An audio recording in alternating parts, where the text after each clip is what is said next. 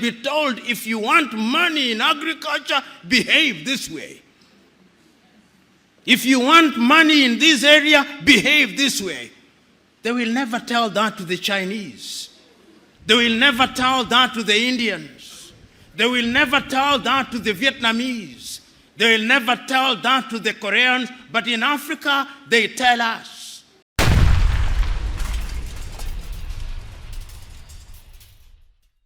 Okay, we have Prof. Lumumba. Prof. Patrick Lumumba of Kenya had something very interesting to say. Listen to this. We'll elect our presidents. We'll elect our governors. We'll have our ministers. That will happen, but they are not bothered. After we have elected them, you'll then see them sending their arrows ahead. You'll see Bill Gates come and meet your president. You'll see Tony Blair come and meet your president. You'll see Macron come and meet your president. You'll see all of them. And then they will never admit, but they'll be told, if you want money in agriculture, behave this way. If you want money in this area, behave this way. They will never tell that to the Chinese. They will never tell that to the Indians. They will never tell that to the Vietnamese. They will never tell that to the Koreans. But in Africa, they tell us. That is why, as I speak to you now, under this new scramble, the IMF and the World Bank are back, telling you who to hire in your universities, what to sell and what not to sell. It is a sad situation. So today, as I look at Africa in that new scramble, the Chinese are here. I hope that this institution was not built by the Chinese.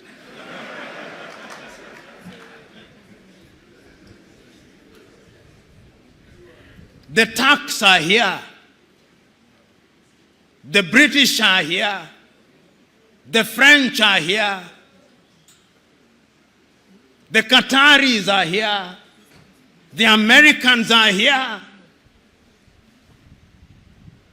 This time round, they are so subtle that we don't even recognize them, but they control us. What are we going to do about it in order to develop? We must do something.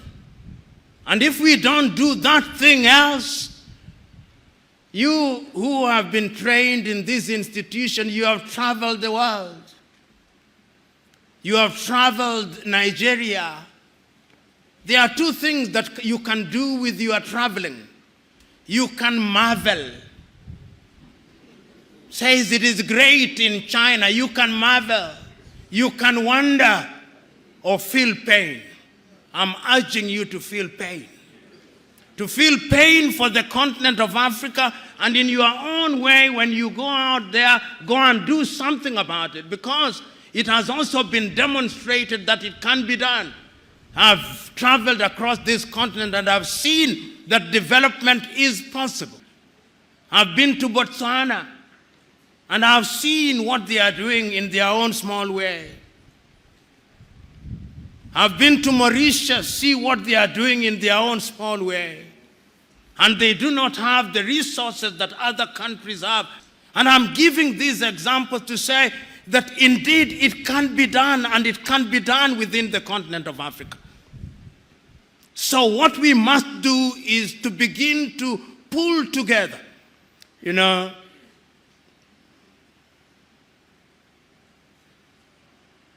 as I've been sitting and listening, I was also struggling to have internet in this room. And every effort was being made to connect me to internet. And all those efforts failed.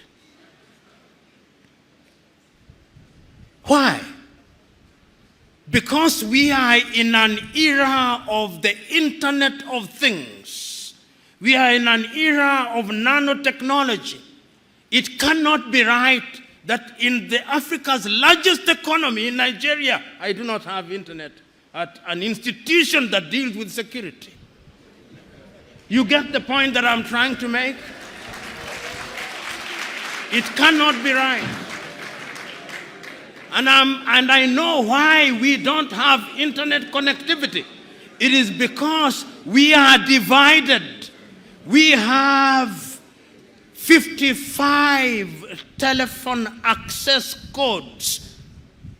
Nigeria 234, Ghana 233, Kenya 254, Tanzania 255, Uganda 256, Zambia 260, Zimbabwe 263. How can we, in this day and age, you cross into Benin, you cross into Togo, you cross into Guinea-Bissau, you have a different internet connectivity. Why can't Africa have a single satellite and a single telephone code, so that when I travel from Mogadishu in Somalia to Dhaka in Senegal, like the Chinese do, like the Americans do, like the Indians do, we can have the same, because communication is critical to development. And I'm saying this, part of my agenda is to prick your conscience with live examples, that you may go out there irritated, but irritated to do the right thing. And I'm suggesting that indeed, when we talk about development, this is what we must do. But is Africa conscious of her state? Yes, Africa is conscious. This is what makes me happy. That after all these analysis, it appears to me that Africans have now recognized that going forward, we can only defeat the conspiracies, we can only have development as we are talking about it by working as a team. And that is why, beyond the Millennium Development Goals, beyond the Sustainable Development Goals, we as Africans under the aegis of the African Union do now have our grand vision of Africa Agenda 2063. And that Africa Agenda 2063, let me tell you, if we can fulfill it, many of you here will be upstairs by the year 2063. But our contribution, perhaps you do not know what I mean upstairs, not up. You will be with the Lord himself.